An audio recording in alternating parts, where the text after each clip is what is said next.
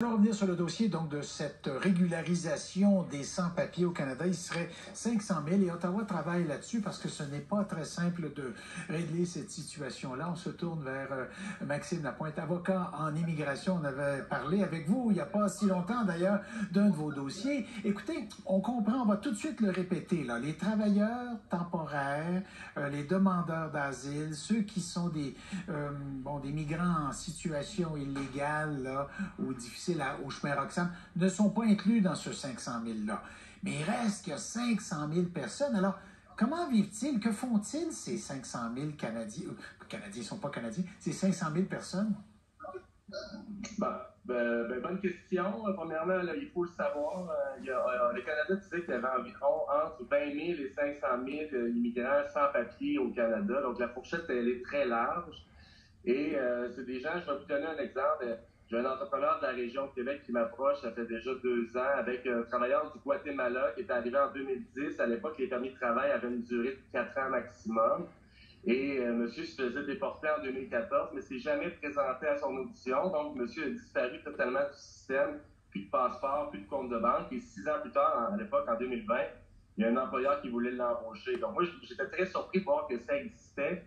Mais il y a des gens comme ça qui ont complètement disparu du système. Et il y a aussi des gens qui ont des mesures de renvoi qui sont non exécutoires parce que le pays local, exemple, on l'a à la République démocratique du Congo, le climat politique est instable, donc on a des mesures de renvoi qui sont non exécutoires. Donc, on a des gens qui sont encore dans le système avec un permis de travail.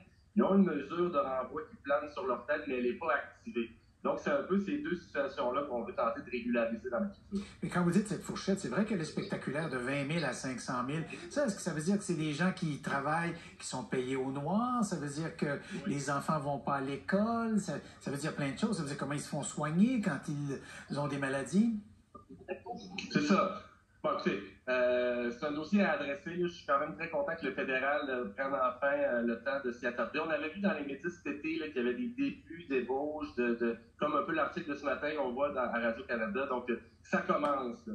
Mais oui, il y a des gens qui ne sont pas dans le système, que ce soit dans le système de santé, évidemment dans le système bancaire, dans le système fiscal. Donc, le but, c'est de les ramener. Et moi, je recommandais justement au prochain gouvernement provincial de tenter de recenser les sans-papiers de son bord et de faire le rapport au fédéral, parce que je savais que le fédéral s'en venait avec une mesure comme ça. Bon, alors vous comprenez la situation politique. On sort d'une campagne électorale où on a dit qu'on veut protéger la place du français, etc.